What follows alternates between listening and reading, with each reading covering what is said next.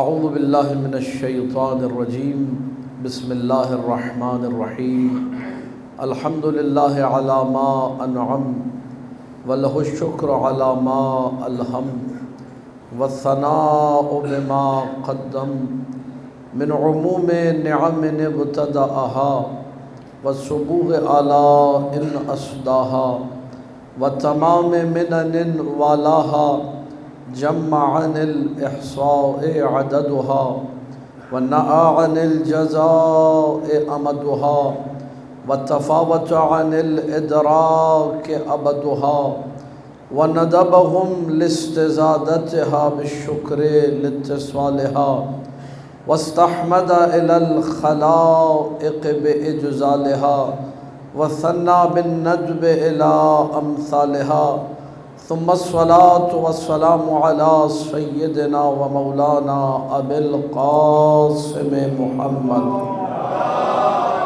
اللهم صل على محمد وآل محمد وآله الطيبين الطاهرين المعصومين المظلومين المنتجبين الأخيار ولعنة الله على أعدائهم الأشرار أما بعد فقال الله تبارك وتعالى في كتابه المبين بسم الله الرحمن الرحيم قل لو كان البحر مدادا لكلمات ربي لنفد البحر قبل أن تنفد كلمات ربي ولو جئنا بمثله مددا. مل کے بآواز بلند صلوات پڑھ دیجیے.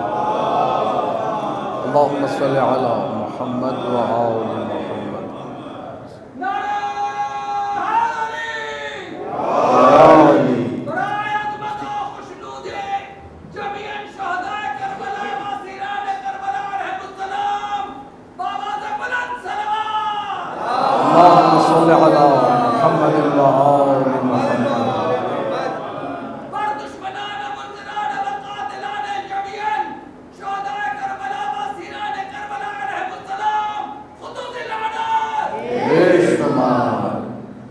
بھیجے اس پہ بھی لعنت. عزیزان محترم، سورہ کہف کی آخری آیت سے پہلے والی آیت کی تلاوت کا شرف حاصل کیا. 110 آیات پر مشتمل یہ سورہ 109ویں آیت کو سرنامہ کلام قرار دیا گیا. قل لو کان البحر مدادا، کہہ دیجئے اے نبی رسول، اگر دنیا کے سارے سمندر، اگر دنیا کا سارا پانی تبدیل ہو جائے سیاہی میں، قل لو کان البحر مدادا لکلمات ربی، تاکہ سیاہی کے ذریعے رب کی نشانیوں کو لکھا جا سکے. لنفد البحر، پوری توجہ چاہوں گا اس آیہ کریمہ پر. لنفد البحر، دنیا میں جتنا پانی ہے، دنیا میں جتنے سمندر ہیں، سب کے سب خشک ہو جائیں گے، سب کے سب ختم ہو جائیں گے. قبل ان تنفد کلمات ربی، لیکن رب کی نشانیاں پھر بھی باقی رہیں گی. کلمات رب ختم نہیں ہو سکتے.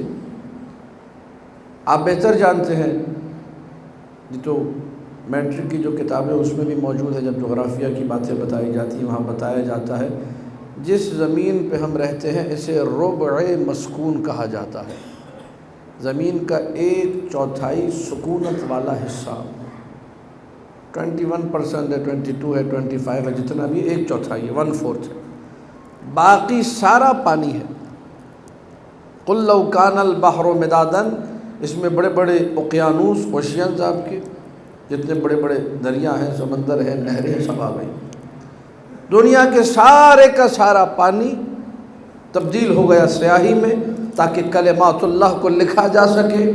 قرآن سورہ کہف 109ویں آیت، نفد البحر، ساری سیاہی ختم ہو جائے گی، رب کی نشانیاں باقی رہیں گی. اگر کوئی کہے کہ بھائی اس زمین پہ پانی کم تھا، تھوڑا سا اور لے آتے تو شاید لکھی جا سکتی تھی.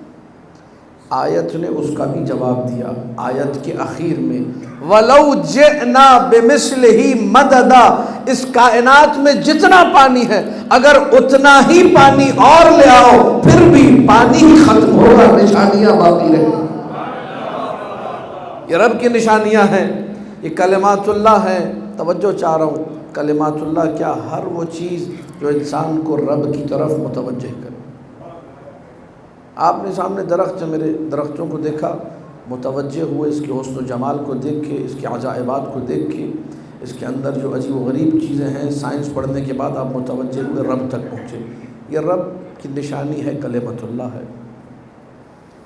اپنے وجود پہ غور کیا، امیر کائنات نے فرمایا من عرف نفسہ فقد عرف ربہ، جس نے اپنے آپ کو پہچانا اس نے اپنے رب کو پہچانا۔ آپ بھی رب کی ایک نشانی ہے۔ حیوانات میں غور کیا، چرند و پرند میں غور کیا، جہاں جہاں غور کرتے گئے آیات اللہ، کلمات اللہ، رب کی نشانیاں دکھتی گئیں ایک کے بعد ایک۔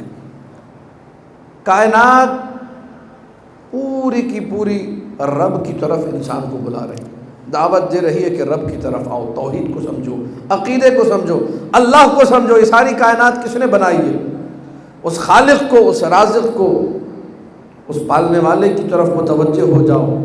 یہ ساری نشانیاں اس کی ہیں۔ بنانے والا وہ ہے، خالق وہ ہے، رازق وہ ہے، معطی وہ ہے، دینے والا وہ ہے۔ اگر اس تک پہنچ گئے، یہی تمہاری کامیابی ہے، یہی تمہاری کامرانی ہے، یہی تمہاری سرفرازی ہے۔ لیکن مسئلہ یہ ہے، رب کے کلمات کو گننے گئے تو گن نہیں سکتے۔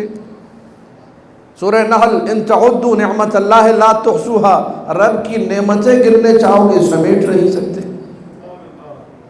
پوری توجہ چاہ رہا ہوں، کلمات اللہ کو تحریر نہیں کر سکتے۔ کون سے کلمات اللہ؟ جو میں نے گنوائے، تھوڑے بہت۔ رب کی نعمتوں کو گننا چاہا، احصاء نہیں کر سکتے۔ گننا تو آپ شروع کر دیں گے، ایک نعمت، دو نعمت، ماں باپ نعمت، سانسیں نعمت، 21,900 سانسیں دن میں لیتا ہوں، ہر سانس نعمت ہے۔ آنے والی سانس نعمت، جانے والی سانس نعمت۔ جن سانسوں سے بولتا ہوں وہ نعمت، جو سوتے ہوئے لیتا ہوں وہ بھی نعمت۔ کوئی سانس ایسی نہیں جو نعمت نہ ہو۔ چاروں طرف نگاہ کی، نعمتیں ہی نعمتیں۔ لیکن کوئی یہ کہہ سکتا ہے میں نے ساری نعمتیں گن لی؟ کوئی بھی نہیں کہہ سکتا۔ قرآن ان تعدوا نعمت اللہ لا تحصوها، جب تم یہ چھوٹی چھوٹی نعمتیں نہیں گن سکتے، جب یہ چھوٹے چھوٹے کلمات اپنے ذہن میں سمیٹ نہیں سکتے، تو کیسے سمجھو گے اس ذات کو جس نے یہ کہا انا کلمۃ اللہ العظمیٰ، میں اللہ کا سب سے بڑا کلمہ ہوں۔ کون ہے اللہ کا سب سے بڑا کلمہ؟ عَمَّ يَتَسَاءَلُونَ عَنِ النَّبَإِ الْعَظِيمِ، وہ اللہ کی سب سے بڑی خبر کون ہے؟ مولا علی ابن ابی طالب علیہ السلام۔ اللہم صلی علی محمد و آل محمد۔ یا علی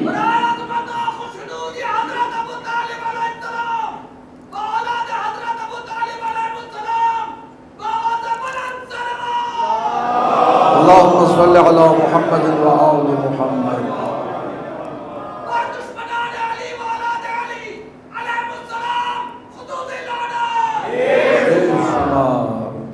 پوری توجہ چاہ رہا ہوں، چھوٹی چھوٹی نعمتوں کو نہیں گن سکتے۔ جو رب کی سب سے بڑی نعمت ہو اس کا احاطہ کیسے ہوگا؟ چھوٹے چھوٹے کلموں کو شمار نہیں کر سکتے۔ جو کلمۃ اللہ العظمیٰ ہو، جو کلمۃ اللہ الکبریٰ ہو، جو حجت اللہ الکبریٰ ہو۔ اسی لیے اللہ کے رسول نے بڑی عجیب حدیث آیت کو ذہن میں رکھتے ہوئے سماعت فرمائیے گا، سورہ کہف کی 109ویں آیت، قُلْ لَوْ كَانَ الْبَحْرُ مِدَادًا لِكَلِمَاتِ رَبِّي، دنیا کے سارا کا سارا پانی اگر تبدیل ہو گیا سیاہی میں تاکہ کلمات اللہ کو لکھا جا سکے، سارا پانی ختم ہو جائے گا، ساری سیاہی نابود ہو جائے گی، لیکن کلمات اللہ باقی رہیں گے۔ علی یہ کہہ رہے ہیں میں رب کا سب سے بڑا کلمہ، میں رب کی سب سے بڑی نشانی، میں رب کی سب سے بڑی آیت۔ اب نبی کہہ رہے ہیں لو کان الغیاض، اللہ اکبر، لو کان الغیاض اقلاما والبحار مدادا والجن حسابا والانس مرتابا لما احسوا فضائل علی ابن ابی طالب، اگر کائنات کا سارا پانی سیاہی میں تبدیل ہو جائے، دنیا کے جتنے درخت ہیں قلم بن جائے، انسانوں کو حساب کرنے بٹھا دو، جنوں کو لکھنے بٹھا دو، پھر بھی علی کے فضائل ختم نہیں ہو سکتے۔ کہاں وہ نشانیاں جن کے بارے میں قرآن نے کہا وہ باقی رہیں گی، پانی ختم ہوگا، سیاہی ختم ہوگی، اور کہاں اکیلی ایک نشانی علی ابن ابی طالب۔ اب تھوڑا سا بعض روایتیں ہوتی ہیں، حدیث معصوم کتاب معانی الاخبار آپ کھولیں گے پہلے صفحے پر، حدیث تدریح خیر من الف ترویح، ایک حدیث جسے تم سمجھو دقت کے ساتھ اور فکر کے ساتھ، وہ 1000 ان حدیثوں سے بہتر ہے جو تم نے ویسے ہی رٹی ہوئی ہے۔ 1000 حدیث حفظ کرنے سے بہتر کیا ہے، روایت کرنے سے بہتر کیا ہے، انسان ایک حدیث ڈھنگ سے سمجھ لے۔ توجہ میری طرف رکھیے گا، نبی نے کیا فرمایا؟ اللہ کا نبی، اللہ کا رسول، ما ینطق عن الہوا ان هو الا وحی، خواہش سے نہیں، چچا زاد کی محبت میں نہیں، علی نے دفاع کیا تھا اس لیے نہیں، علی نے ساتھ دیا تھا اس لیے نہیں، علی کی محبتیں تھی اس لیے نہیں، رب کا حکم ہے اس لیے۔ سارے درخت کیا ہو جائیں؟ قلم ہو جائیں، سارے کا سارا پانی کیا ہو جائے، سارے کے سارے انسان کس پہ بیٹھ جائیں؟ لکھنے پر، یا بعض روایتوں میں وہ کیلکولیشن پہ بیٹھ جائیں، جن لکھیں، دونوں بھی ہے، تو انسانوں کو بھی لگا دیا، جنوں کو بھی لگا دیا۔ دنیا میں 7-8 ارب جو انسان اور اس کے ڈبل 16-17 ارب جن، سب کو بلا لیا۔ کیا کرنے بلائے؟ توجہ چاہ رہا ہوں آپ لوگ، توجہ چاہ رہا ہوں۔ اب کوئی بزنس نہیں ہوگا، اب کوئی کام، صرف علی کے فضائل پہ کام ہوگا۔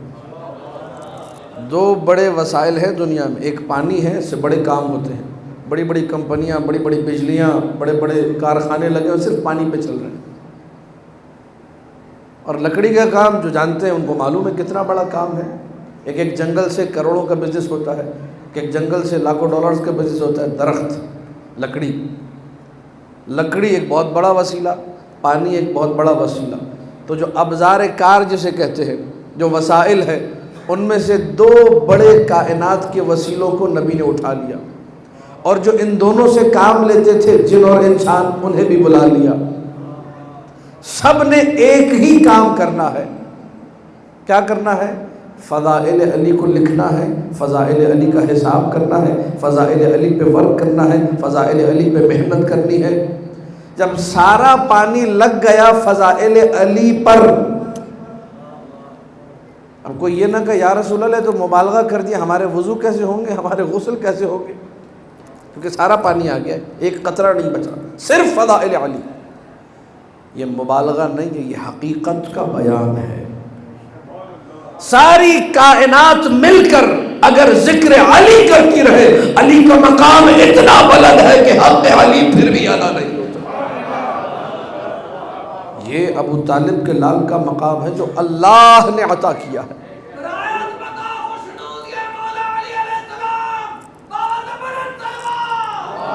اللہم صلی علی محمد و آل محمد، یہ مقام رب کا عطا کردہ ہے۔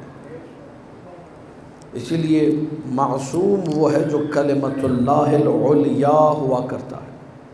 معصوم دنیا میں آتا ہے، سورہ انعام آیت کا نشان 115، وَتَمَّتْ كَلِمَةُ رَبِّكَ صِدْقًا وَعَدْلًا لَا مُبَدِّلَ لِكَلِمَاتِ اللَّهِ، سورہ انعام آیت 115۔ شکم مادر، بطن اطہر، کائنات کا پاکیزہ ترین بطن، جہاں نجاست کا، جہاں رجس کا کوئی تصور ہی نہیں، بطول ماؤں کی پاکیزہ اولادیں۔ 4 مہینے جب امام کے، توجہ چاہ رہا ہوں، یہ نوجوانوں کے لیے بھی پیغام ہے، سب کے لیے پیغام ہے، 4 مہینے شکم مادر میں امام کے جب مکمل ہوئے، دائیں بازو پر ایک روایت، پیشانی پر آنکھوں کے بیچوں بیچ درد دوسری روایت، اور بعض روایتوں نے رخسار پر بیان کیا۔ آیت لکھ دی جاتی ہے سورہ انعام کی 115ویں آیت۔ 4 مہینے میں ہوتا کیا ہے سرکار؟ بچہ شکم مادر میں مکمل ہو جاتا ہے، ٹھیک ہے، بالکل ایسا ہی ہے۔ جیسے ہی 4 مہینے ہوتے ہیں آیت لکھ دی جاتی ہے دائیں بازو پر یا پیشانی پر یا رخسار پر، تمت کلمت ربک، رب کی نشانی پوری ہو گئی۔ سورہ معصوم کا ارشاد تفسیر صافی دیکھیے، نور الثقلین دیکھیے، بصائر الدرجات دیکھیے۔ 4 مہینے حجت اللہ کی تکمیل کو ہوئے، جسمانی طور پر آیت تحریر ہو گئی۔ کتنا پاکیزہ ہوگا وہ جس کے بدن پر بطن مادر میں آیت قرآن لکھ دی جائے۔ اسی لیے میں بارہا اس بات کو تاکیداً بیان کرتا ہوں۔ یہ لوگ جو کہتے ہیں جی لفظ ولادت استعمال نہ ہو، ولادت نہ ہو، ظہور ہو، نزول ہو، بابا یہ پاکیزہ ولادت ہے، یہ نورانی ولادت ہے۔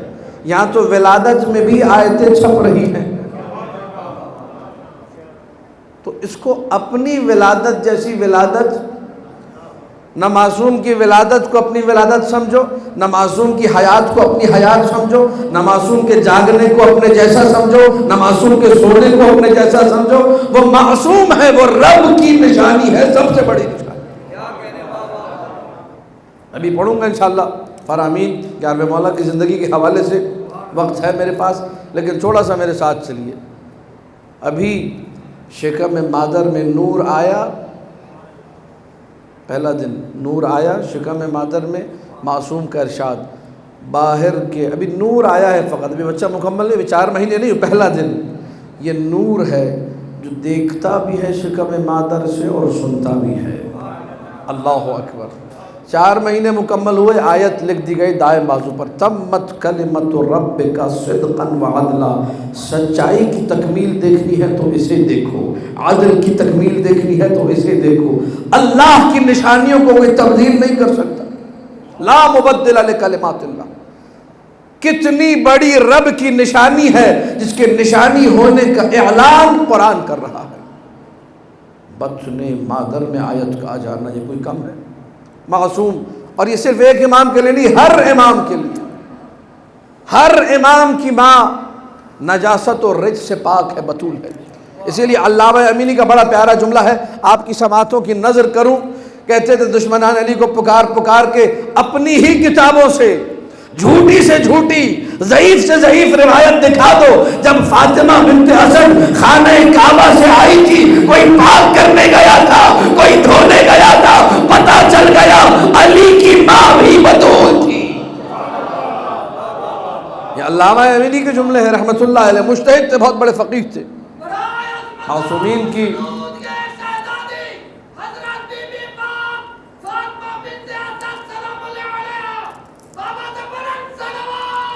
اللہم صلی علی محمد و آل محمد۔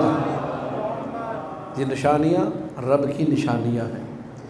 لا یقاس بآل محمد احد، آل محمد سے کسی کو ملایا۔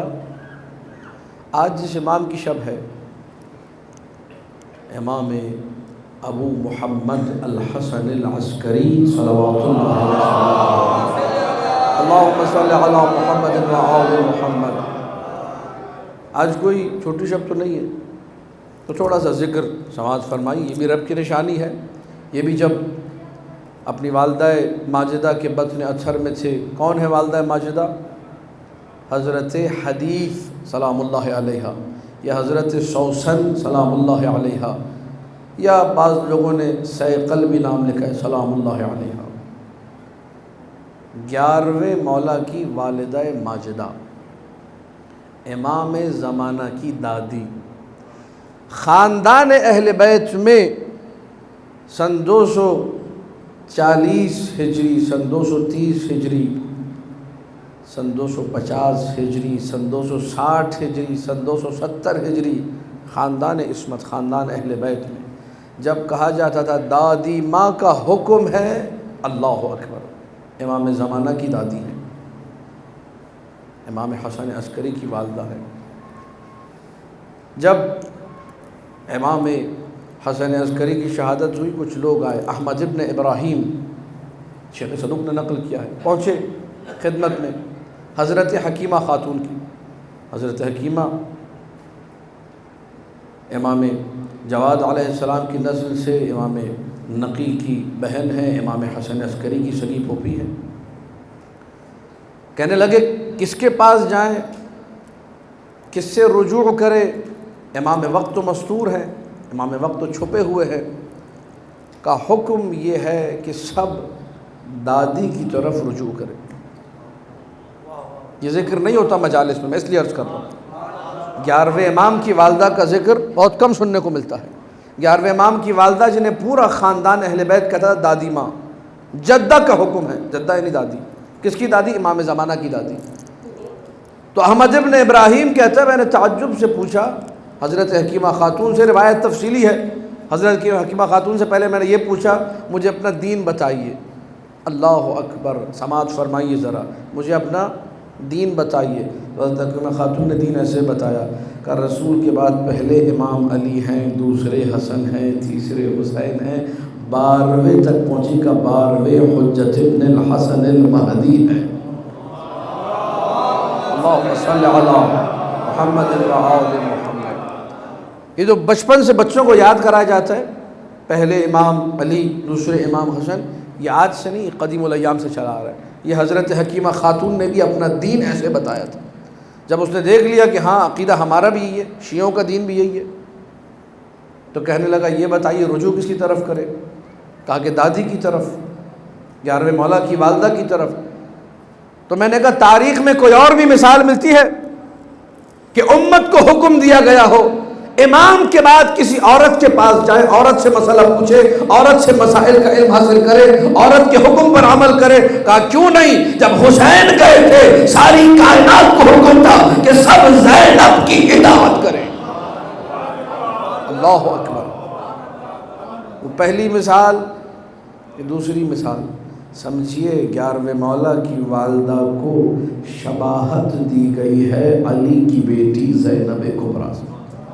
کوئی چھوٹا مقام تو نہیں ہے۔ دادی ماں کا حکم ہے، جو دادی ماں نے کہہ دیا بس وہی ہوگا۔ کیوں؟ تاکہ حجت وقت کی حفاظت ہو سکے، تاکہ امام وقت کی حفاظت ہو سکے۔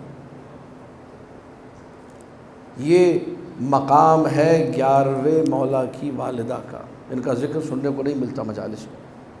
امام زمانہ کی دادی سلام اللہ علیہ بیوی کی عظمت کے لیے ایک مرتبہ آواز بلند صلوات اللہم صلی علی محمد و آل محمد۔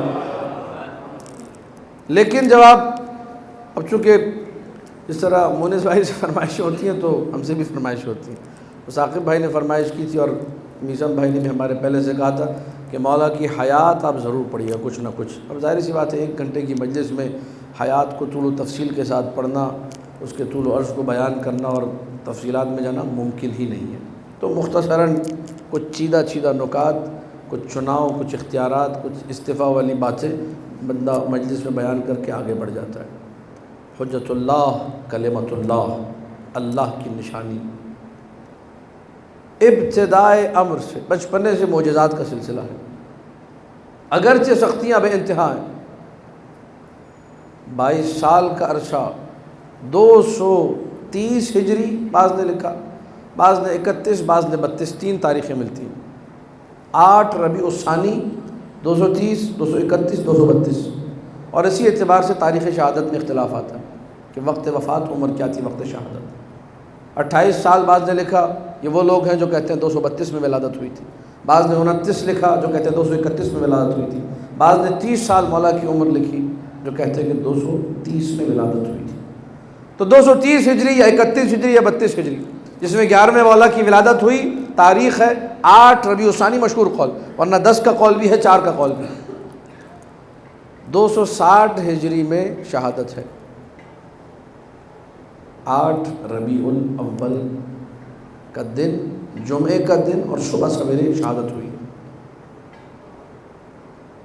30 سال، 29 سال، 28 سال پوری زندگی ظالم بادشاہوں کی نگاہوں کے سامنے، طاغوت کی نگاہوں کے سامنے، جو چھاونی تھی یہ سامرہ جہاں آپ زیارت کرنے جاتے ہیں، اور میرا شکوہ ہے اپنے شیعہ بھائیوں سے، جو بھائی بھی ہیں اور جان بھی ہیں الحمدللہ، سب کچھ یہی ہیں، باقی کسی کو کچھ نہیں مانتے، بابانگے تو حل ہم لوگ قدر نہیں کرتے، ساری جگہوں پہ جاتے ہیں۔ خدا کی قسم بینی و بین اللہ عرض کر رہا ہوں، دل دکھ رہا ہے، میں بڑے تڑپے ہوئے دل کے ساتھ یہ جملے کہہ رہا ہوں کہ کچھ ایسے بھی دیکھے ہیں جن کا مارکیٹوں میں وقت زیادہ لگتا ہے، لیکن سامرہ کے لیے 2 ہی گھنٹے ہوتے ہیں۔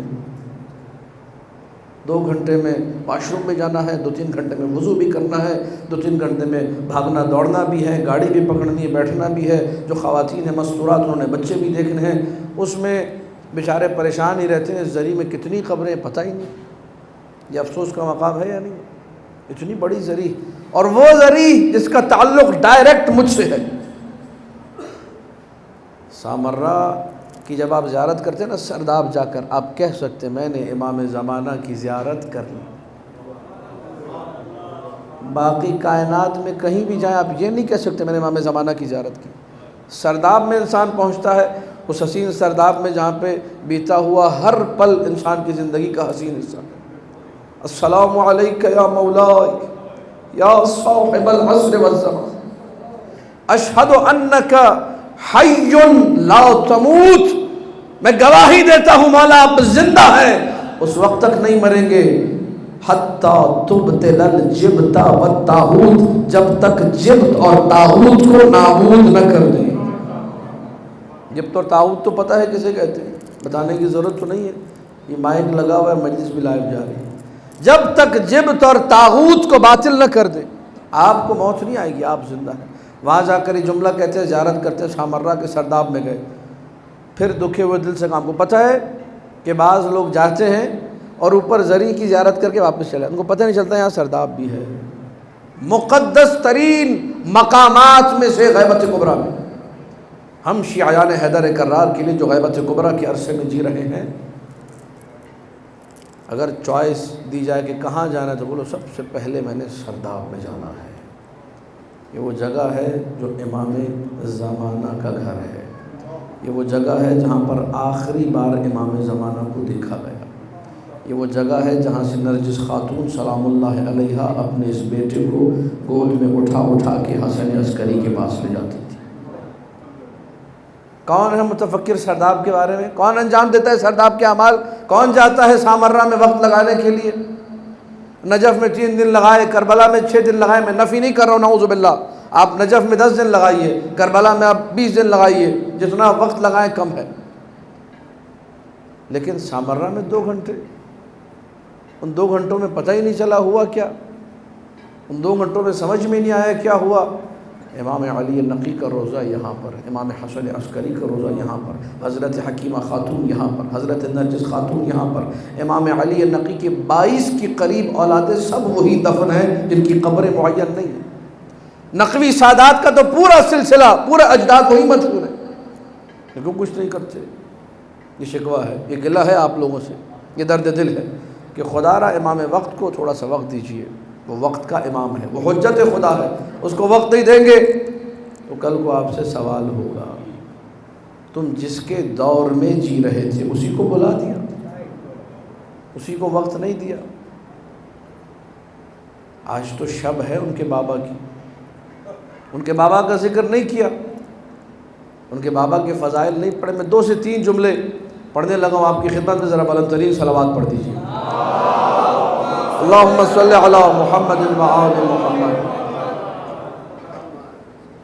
تاریخ نے لکھا کہ اس سخت ترین حالت میں جو میں نے ابھی آپ کے سامنے پیش کر دی، چھاؤنی میں رہتے ہیں، 22 سال کا عرصہ جس گھر میں گزرا وہ گھر نظر بندی والا گھر ہے، کہیں آ جا نہیں سکتے، سختیاں ہیں، پریشانیاں ہیں، حالات عجیب و غریب ہیں، پردیش میں ہے، وطن سے دور ہے، مدینہ سے دور ہے، قید کر دیا گیا ہے۔ اسی عالم میں لوگوں نے ایک نہیں سینکڑوں معجزات دیکھے۔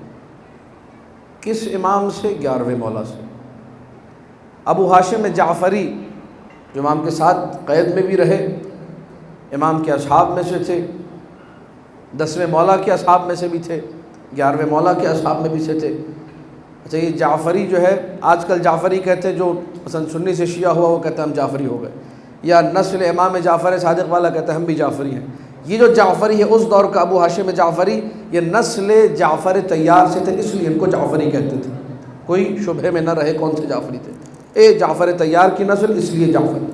ابو ہاشم جعفری گئے 11ویں مولا امام حسن عسکری علیہ السلام کی خدمت میں، اللہم صلی علی محمد و آل محمد۔ جس طرح آپ مولا علی کا ذکر سنتے ہیں، ان کے فضائل سنتے ہیں، یہ امام زمانہ کے بابا کا ذکر ہے، اسے بھی اسی جوش سے، اسی عقیدت سے، اسی محبت سے، اسی مودت سے سماعت فرمائی۔ ابو ہاشم کہتے ہیں میرے دل میں تمنا تھی کہ میں مولا کی خدمت میں جاؤں گا تو ایک نگ مانگوں گا کہ مولا ایک نگ دے دیجئے، میں انگوٹھی بنانا چاہتا ہوں، مولا ایک نگ دے دیجئے، میں چاہتا ہوں تبرکاً نگ آپ سے ملے، انگوٹھی کے پیسے میں خود ملا لوں گا اور ملا کے انگوٹھی بناؤں گا۔ بھائی لوگ لاتے نہیں لاتے، بھائی یہ کپڑا لائے جی مولا کے روزے سے مس کر کے لایا ہوں، پانی ہے مولا عباس کے سرداب کا، سنگ مرمر ہے مولا کی قبر کا، مولا کے حرم میں لگا ہوا تھا، تبرکات ہے سارے کے سارے، مولا ایک نگ مل جائے انگوٹھی بنا لوں۔ لیکن ابو ہاشم جعفری جب پہنچے مولا کی خدمت میں، ہیبت عسکری معروف ہے۔ اچھا یہ ذہن میں رکھیے، 28 سے 29 سال کی عمر میں شہادت ہے، اتنی جوانی میں اتنی ہیبت خود ایک معجزہ ہے، بھرپور جوانی کے اندر کمال کی ہیبت کہ لوگ بات کرنا ہی بھول جاتے تھے۔ ابو ہاشم جعفری بھی پہنچے، بھول گئے کہ کیا لینے آیا تھا، بیٹھے، عرض ادب کیا، سلام کیا، دعائیں دی، کچھ سوالات پوچھے۔ جب جانے لگے تو مولا نے ایک انگوٹھی پھینکی، اس کو پھینکا ابو ہاشم جعفری کی طرف، کہا کہ دل میں تمنا فقط نگ کی لے کر آئے تھے، ہم انگوٹھی دے رہے ہیں، نگ بھی تمہارا، انگوٹھی بھی تمہارا۔ اسی لیے کہتے ہیں امام وہ ہوتا ہے جو عالم بما فی الضمیر ہوتا ہے۔ اب ایک جملہ پھر یہاں رک کر کہوں گا اور تڑپتے ہوئے دل کے ساتھ کہوں گا کہ ہم لوگ ہر کسی سے مانگتے ہیں، اگر نہیں مانگتے تو امام زمانہ سے نہیں مانگتے، اگر نہیں مانگتے تو امام حسن عسکری سے، امام حسن عسکری سے تھوڑا بھی مانگیں گے نا یہ آپ کو پورا کر کے دیں گے، نگ مانگیں گے تو انگوٹھی دیں گے۔ ایک دفعہ سرکار حسن عسکری کی عظمت کے لیے بآواز بلند صلوات، اللہم صلی علی محمد و آل محمد۔ نگ مانگنے گیا تھا، انگوٹھی مولا نے دے دی۔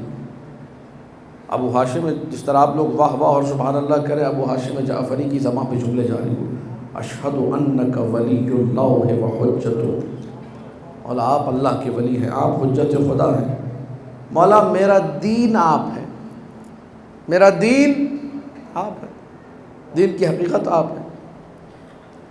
امام عسکری نے دعا کی، کہا غفر اللہ لک، خدا تمہاری مغفرت کرے۔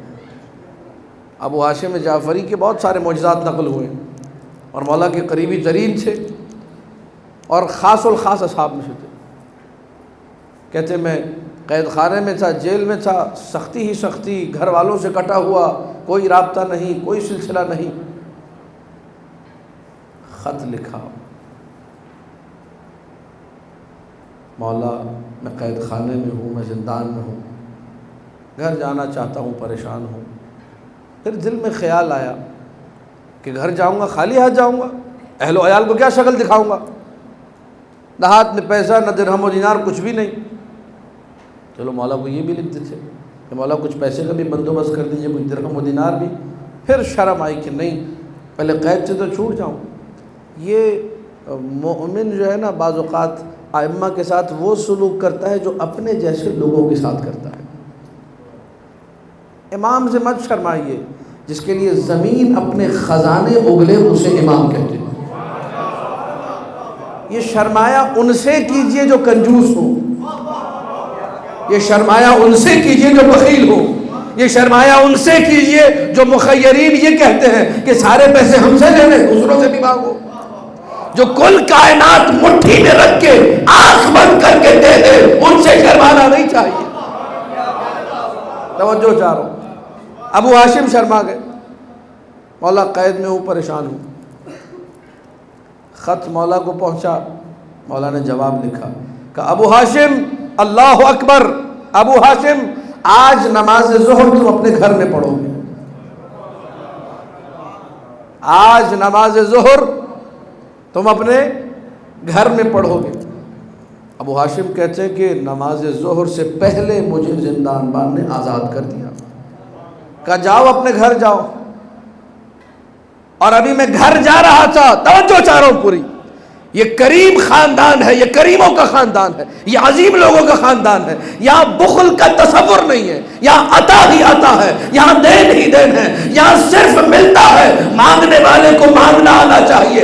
ابو ہاشم کہتا ہے زندان سے نکلا، ابھی گھر پہنچا، مولا کا خادم آیا، ایک رقعہ لے کر آیا، 100 دینار لے کر آیا، رقعے پہ لکھا ہوا تھا، اس تحریر میں صرف اتنا تھا، ابو ہاشم ہم سے نہ شرمایا کرو، دل میں وہ بول دیا کرو ہم دینے والے ہیں۔ اللہ اکبر،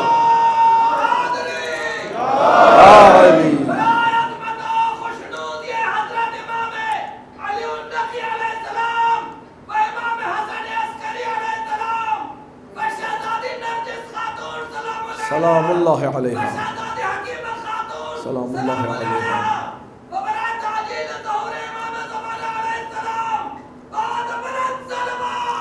اللہم صل علی محمد و آل محمد۔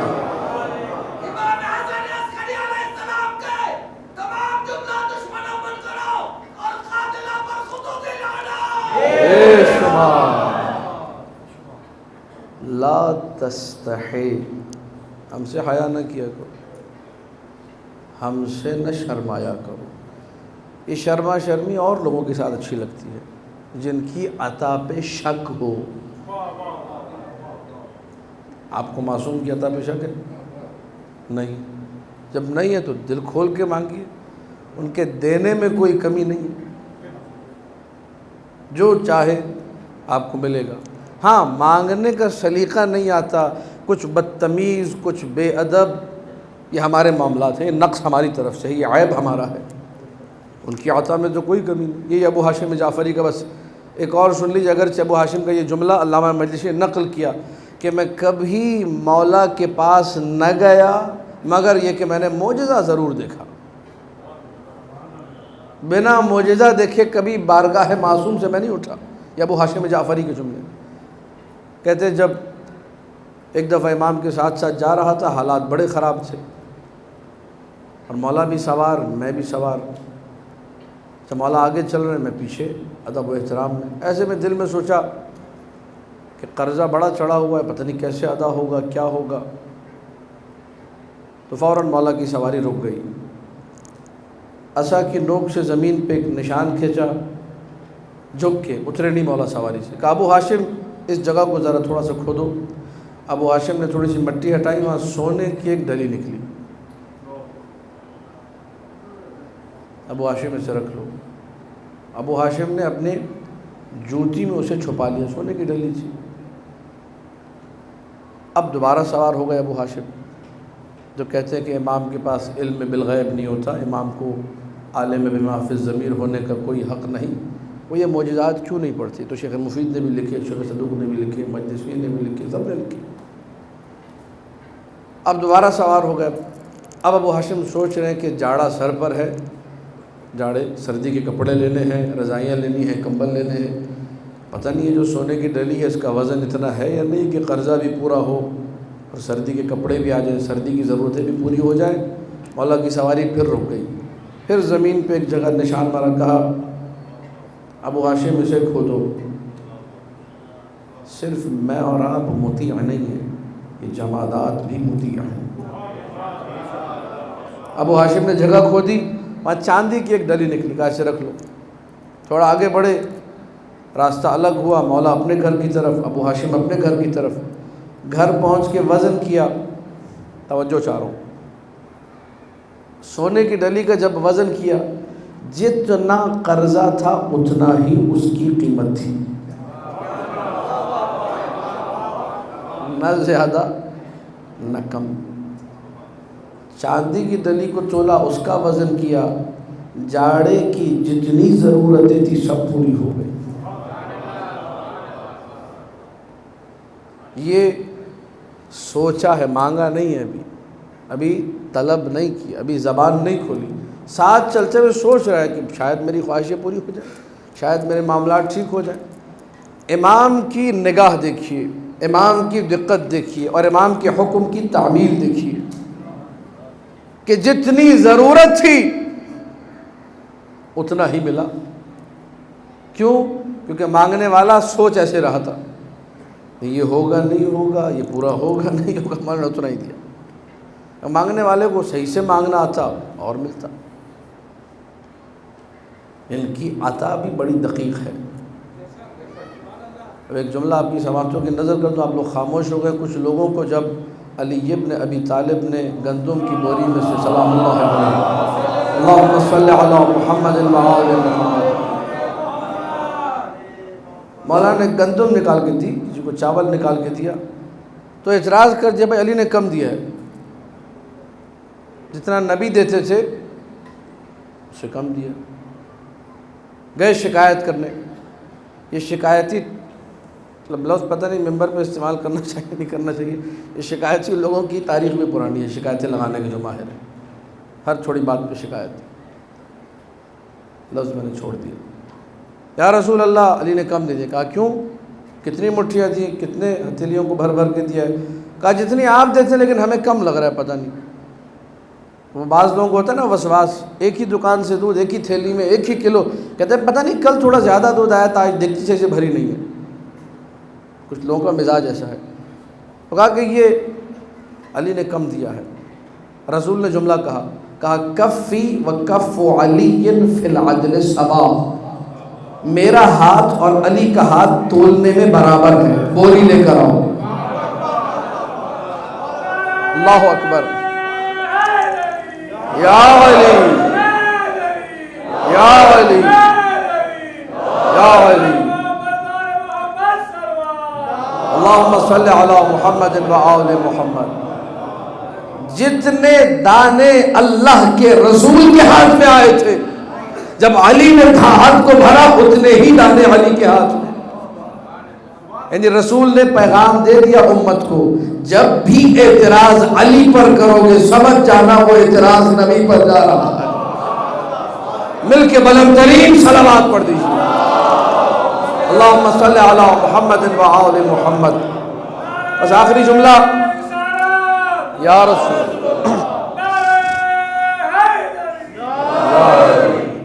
امام اس کائنات کے خزانوں کا مالک ہے، امام رب الارض ہے، روایت میں ہے زمین کا رب، رب یعنی مالک، زمین کا۔ واشرقت الارض بنور ربہا، زمین اپنے رب کے نور سے منور ہو گئی۔ وہ جو اللہ ہے اس کا نور دکھائی نہیں دیتا، وہ فزکس میں آتا ہی نہیں ہے، نگاہوں میں سماتا ہی نہیں، آ جائے تو اللہ نہیں رہے گا۔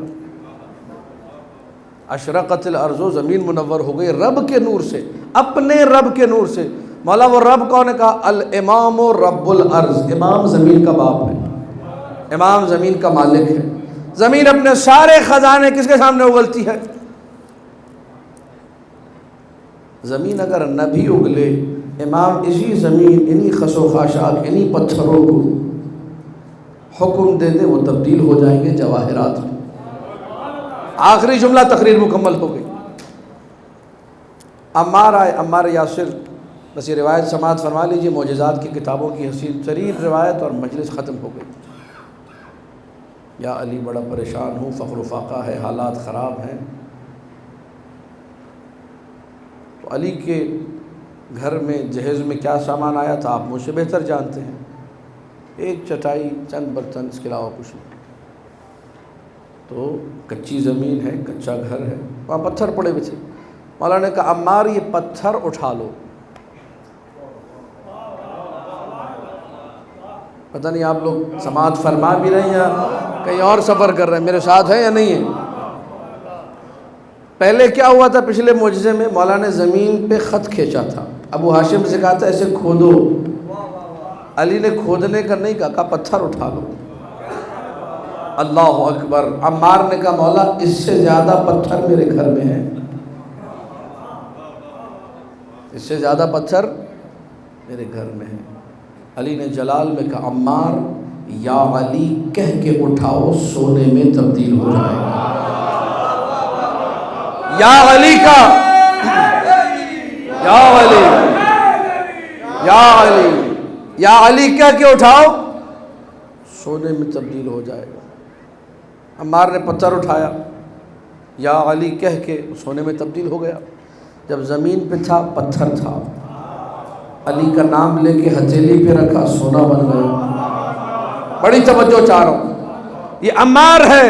الایمان خالط لحمہ و دمہ، رسول نے کہا ایمان عمار کے رگ و پے میں سرایت کر چکا ہے.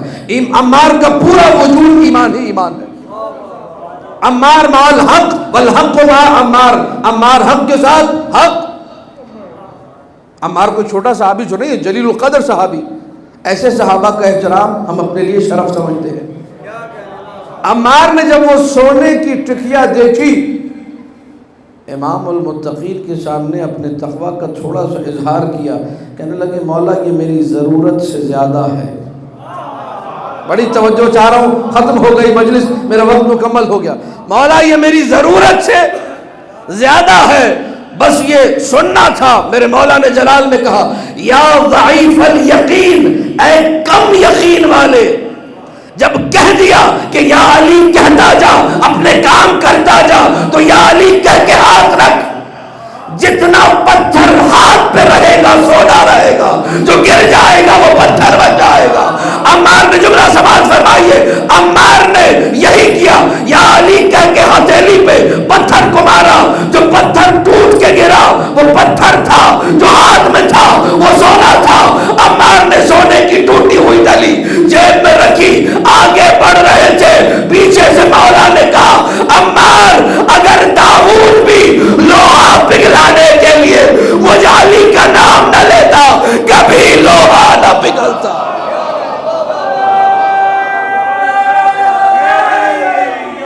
یا علی یا علی اللہم صل علی محمد و آل محمد. آپ لوگ تھکے ہوئے تو نہیں ہیں؟ اگر صرف ایک جملہ میں اضافہ عرض کر دوں یہاں پر، وہ بھی ایک اعتراض کا جواب، جو کہ بہت سارے لوگوں کو اعتراض ہوتا ہے، پڑھتے نہیں اعتراض کر دیتے. یہ بھی ایک بیماری ہے کہ پڑھے بغیر اعتراض کر دینا. کچھ لوگ پڑھ لکھ کے سمجھنے کے لیے سوال کرتے ہیں، کچھ لوگوں کا مزاج بن چکا ہے. یہ بھی کورونا کی طرح کا ایک وائرس ہے جو کبھی نہیں نکلتا جسم سے، اعتراض کرنا. روایت پڑھ دی میں نے کہیں، کہنے لگے بھئی یہ یا ضعیف الیقین آپ نے تو حضرت عمار کی شان میں جسارت کر دی. میں نے کہا مولا علی نے کہا، میں نے چھوڑی کہا. کسی نے کہا ہے یا ضعیف الیقین کہا، کس کو کہا؟ عمار کو کہا. کہنے لگے نہیں، یہ عمار کو ضعیف الیقین نہیں کہنا چاہیے. میں نے کہا میں تھوڑی کہہ رہا ہوں، آپ نے تھوڑی کہا، کسی نے کہا ہے. پوری توجہ چاہ رہا ہوں تاکہ اعتراض کا جواب اپنے اذہان عالیہ میں محفوظ کر کے جائیں. کسی نے کہا؟ علی نے کہا. جس علی نے یہ بھی کہا ہے کہ لو کشف علی الغطاء مزددت یقینا. یقین کے درجات ہیں. ایک یقین کا درجہ ہمارے لیے بھی، موت آئے گی آنکھیں کھل جائیں گی، سب پتہ چل جائے گا. وَاعْبُدْ رَبَّكَ حَتَّى يَأْتِيَكَ الْيَقِينُ، رب کی اتنی عبادت کرو یہاں تک کہ موت آ جائے. موت کا نام یقین. علی وہ امام سارے حجابات ہٹ جائیں تو علی کے یقین میں کوئی فرق ختم ہو گئی. تقریر کسی نے آ کے رسول اکرم سے کہا یا رسول اللہ کان عیسیٰ یمشی علی الماء، عیسیٰ پانی پہ چلا کرتے تھے، عیسیٰ پانی پہ چلا کرتے تھے. اللہ کے رسول نے کہا لو زاد یقینہ لمشى علی الہوا، اگر عیسیٰ کا یقین بڑھ جاتا، اگر عیسیٰ کا یقین بڑھ جاتا لمشى علی الہوا، تو عیسیٰ ہواؤں پہ سفر کرتے. نبی نے فیصلہ کر دیا عیسیٰ کا یقین بڑھ سکتا ہے، علی کا یقین نہیں بڑھ سکتا. اسی لیے تو ہم کہتے ہیں علی وہ امام ہے جو انبیاء سے افضل ہے سوائے خاتم الانبیاء کے.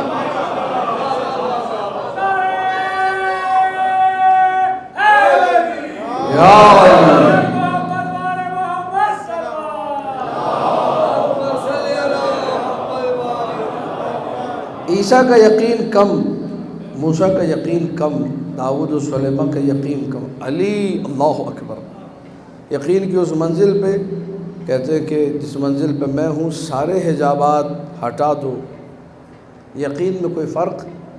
تو اگر وہ عمار کو ضعیف الیقین کہہ رہے ہیں، عمار تو نبی بھی نہیں تھے، آپ کو کیا پریشانی؟ مولا نے کہا ہے جس یقین کی منزل پہ وہ کھڑے ہیں جہاں تک نہ آپ پہنچ سکتے نہ میں، وہاں سے وہ ضعیف الیقین کا ہے، آپ کو کیا ٹینشن ہے؟ عمار کو کہا ہے، آپ ہوتے تو پتہ نہیں کیا کچھ ہے۔ پر ایک دفعہ آواز بلند صلوات اللہم صلی علی محمد و آل محمد۔ حجت اللہ کو کبھی اپنے جیسا نہیں سمجھا جا سکتا۔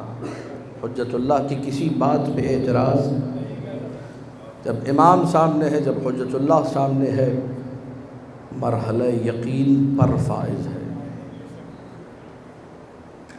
جب مرحلہ یقین پر فائز ہے، اللہ نے اسے علم دیا ہے،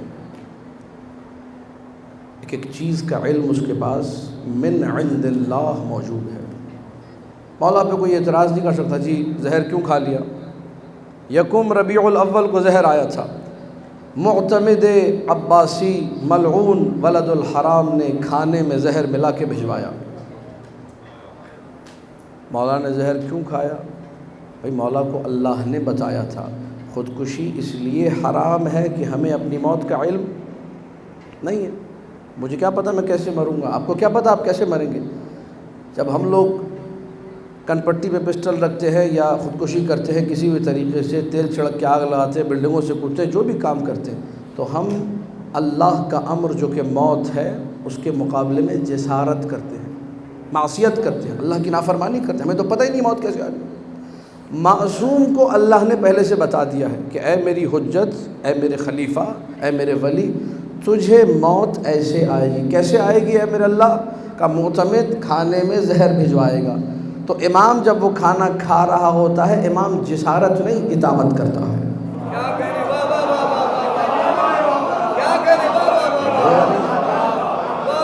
خبردار امام پہ اعتراض نہ کرنا۔ تم خودکشی کرتے ہو، تم حرام کرتے ہو، تم معصیت کرتے ہو، وہ اس وقت بھی مطیع محض ہوتا ہے، اس وقت بھی اطاعت کر رہا ہوتا ہے۔ ختم ہو گئی گفتگو۔ تاریخ نے کم ترین جملے لکھے امام حسن عسکری کے حوالے سے، لیکن جو لکھا آپ کی خدمت میں پیش کر دوں۔ مولا کے ماتمی منتظر ہیں، زنجیر زنی ہوگی انشاءاللہ۔ دعا خداوند متعال تمام عزاداروں کے پرسے کو قبول فرمائے، خلوص نیت کے ساتھ زنجیر زنی، قمع زنی جتنے پرسے ہیں ان کو انجام دینے کی توفیق عطا فرمائے۔ ساری زندگی جس کی قید میں گزری، ساری زندگی جس نے سختیاں جھیلی، ساری زندگی جو نظر بندی میں رہا، 22 سال کہنا آسان ہے، گھر سے نکلنے نہیں دیا جاتا تھا۔ اگر گھر سے نکلنا بھی ہے تو پہرے داروں کے پہرے میں نکلنا ہوگا، نظر بندی ہے۔ آج تک وہ زندان موجود ہے، اس کے آثار موجود ہیں، جہاں 10ویں مولا، جہاں 11ویں مولا، دونوں کو قید میں رکھا گیا۔ کئی مرتبہ معتز باللہ، یہ معتمد سے پہلے تھا، اس نے کہا حسن عسکری کو کوفے لے جا کے گردن کاٹ دو۔ لوگوں نے آ کے بتایا کہ مولا ہم بہت شرمندہ ہیں آپ کو یہ خبر دے رہے ہیں۔ کہا کیا خبر ہے؟ کہ معتز باللہ ملعون نے حکم دیا ہے کہ آپ کا کوفے لے جا کے گلا کاٹ دیا جائے۔ کہ اس کی یہ خواہش پوری نہیں ہوگی، اللہ نے میری موت ایسے نہیں لکھی، مولا کو پتہ ہے۔ 3 دن گزرے، معتز کو ترکوں نے حملہ کر کے قتل کر دیا۔ معتمد باللہ ملعون خلافت پہ آیا۔ اس نے سختیوں پہ سختیاں، زحمتوں پہ زحمتیں، مشقتوں پہ مشقتیں۔ یکم ربیع الاول سن 260 ہجری کھانے میں ملا کے زہر بھجوایا۔ مولا نے جب وہ کھانا تناول کیا تو تڑپنے لگے۔ 8 دن میرا مولا تڑپتا رہا۔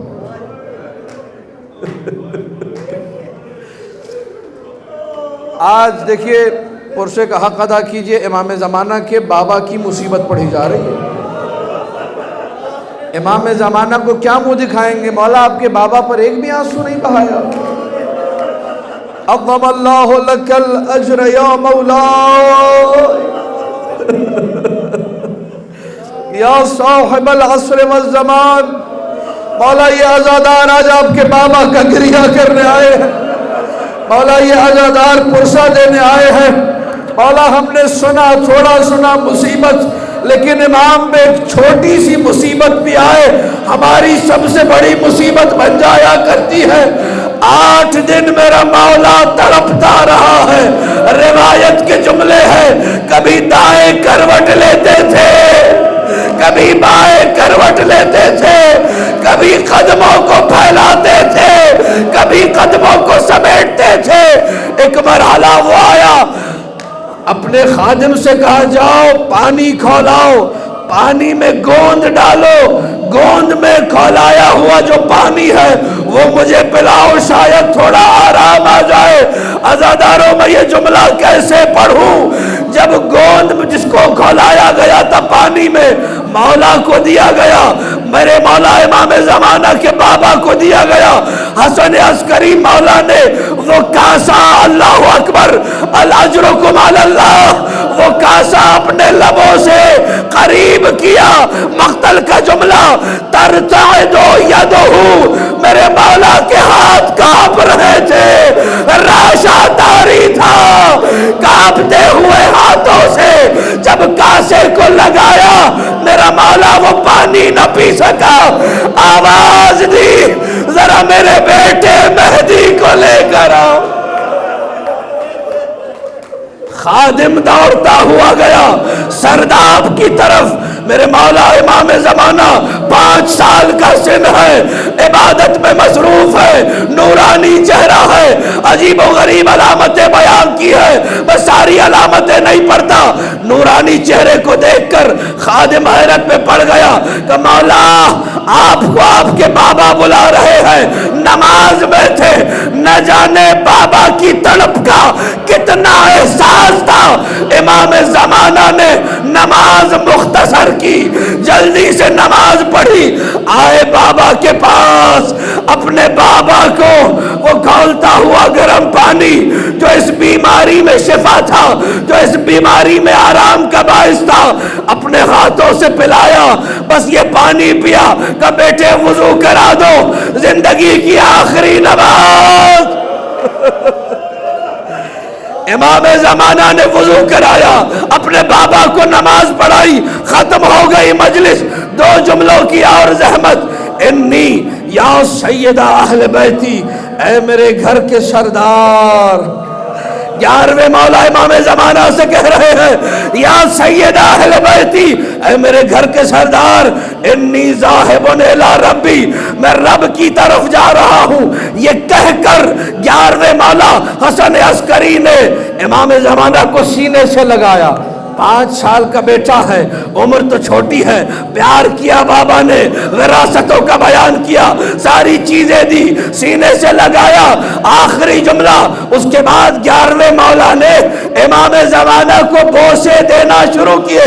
میں کہوں گا مولا آپ ہی کے بیٹے نے، امام زمانہ نے زیارت ناہیہ میں کہا ہے، لَعَنْدُبَنَّ عَلَيْكَ صَبَاحًا وَمَسَاءً، اے میرے جد مظلوم، اے غریب حسین، میں صبح و شام آپ پر گریہ کروں گا۔ وَلَأَبْكِيَنَّ عَلَيْكَ بَدَلَ الدُّمُوعِ دَمًا، میں آنسو نہیں، میں خون بہاؤں گا۔ اے مولا حسن عسکری بڑا چاند جیسا بیٹا تھا، جملہ سن کے رونا، مولا چاند جیسا بیٹا، وقت کا امام، سینے سے لگایا، پیار کیا۔ اور ایک وہ غریب حسین تھا کربلا میں، اصغر کو گود میں لیے جب میدان میں کھڑا ہوا، اللہ اکبر، شاعر عجیب جملے کہتا ہے حسین جھک رہے تھے اصغر کی معصومیت کو دیکھ کر بوسہ دینے کے لیے، لیکن حسین کے بوسے سے پہلے حرملہ کے تیر نے اصغر کے گلے کو